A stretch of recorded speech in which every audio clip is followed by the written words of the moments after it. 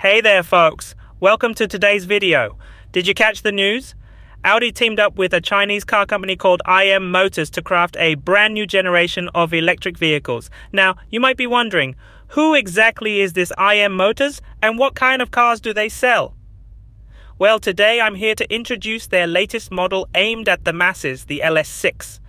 This car is a medium to large SUV measuring at 4,904mm in length, 1,988 mm in width, 1,669 mm in height, with a wheelbase of 2,950 mm.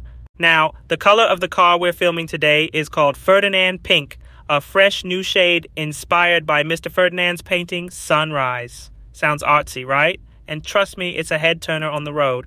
The model is a sporty SUV with a soft round body design filled with smooth curves, kind of like a jade sculpture. Matched with what they call a 2K high definition paint finish, it creates a silky satin effect. Once you see it in person, you'll appreciate its exquisite finish. Its sleek design also minimizes air resistance, boasting a drag coefficient of only 0.237. Besides its aesthetic, the side profile has some aerodynamic features too.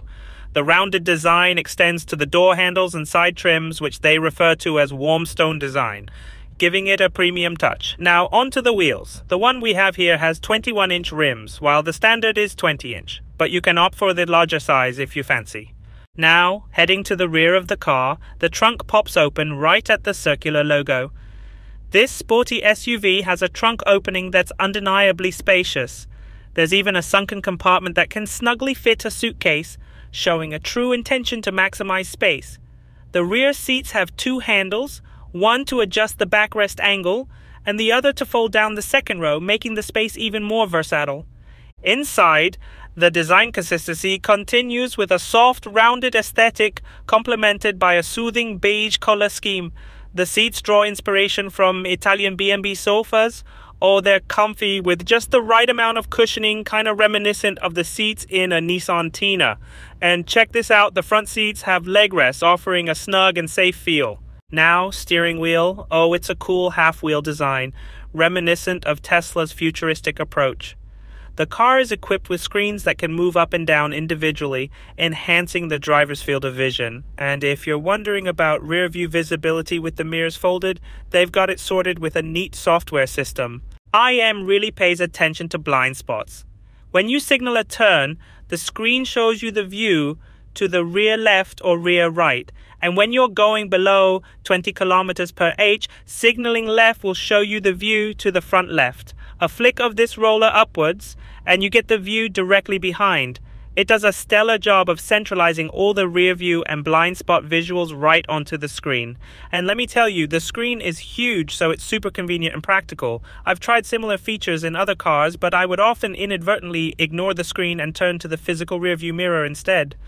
But with IM's setup, that's not the case. I'm just sharing my honest experience here, and I hope you guys get a chance to try out this car too. The onboard computer is powered by the Qualcomm Snapdragon 8155 chip, driving 3 screens. The top horizontal screen displays driving info, map navigation, and entertainment features, while most of the controls are on the lower screen. On the bottom left of the screen, there's an icon to return to the home screen. Next to it is the car settings icon. It has a typical left-right layout. On the left, you have categories for various settings like quick settings, lighting, door locks, and seat adjustments, to name a few. The third icon leads to the app list, showing all the installed apps on the vehicle. And the fourth is for air conditioning settings. It's all visual-based controls, very intuitive. I believe it'll be easy for everyone to get the hang of it. And here, you can also set seat heating and ventilation, and even configure a child safety seat. However, it shows a Bluetooth connection is required, so you'd probably need a compatible safety seat. Then pair it with the vehicle via Bluetooth to operate. The system even comes with an IM generative large model, much like ChatGPT, where you can have a casual chat or even generate images. This feature is quite the trend now, and they've hopped on the bandwagon pretty swiftly. Now I've got to talk about the 2 screens up front, one large, one small. They can be adjusted up and down independently to cater to different needs. Need a better view of the road? Just lower them down. Need to see more driving info? Or maybe the co-pilot wants to watch a movie? You can raise them up separately. It's a fun little feature. Onto the assisted driving features, all models come standard with an NVIDIA Orin X chip and a LiDAR sensor. High-speed NOA is available right now, and a beta version of City NOA is slated for release by year-end. Diving into the performance aspect, what's really captivating about this car is its near 900 volts architecture, housing the strongest 379 kilowatts rear motor made in China so far. Theoretically, it can hit a top speed of 305 kilometers per hour, but it's capped at 252 kilometers per hour for this all-electric model. And the 0 to 100 kilometers per hour acceleration, a mere 3.48 seconds. The dual-motor version boasts a range of 702 kilometers according to official stats, though real-world tests show it's closer to 600 kilometers. When it comes to the battery, the highest working voltage can reach 875 volts with a peak charging power of 396 kilowatts. A 5-minute charge gives you 200 kilometers of range. The charging speed is inching closer to the speed of refueling a gas car. Now, facing such numbers, how do you feel? This was supercar performance not too long ago, and now it's accessible to US average folks. Electric vehicles truly are democratizing performance. Feel free to share your thoughts on this electrification wave in the comments section below. The LS6 doesn't come with air suspension. Instead, it sports a front double wishbone and rear 5-link setup, all made from aluminum.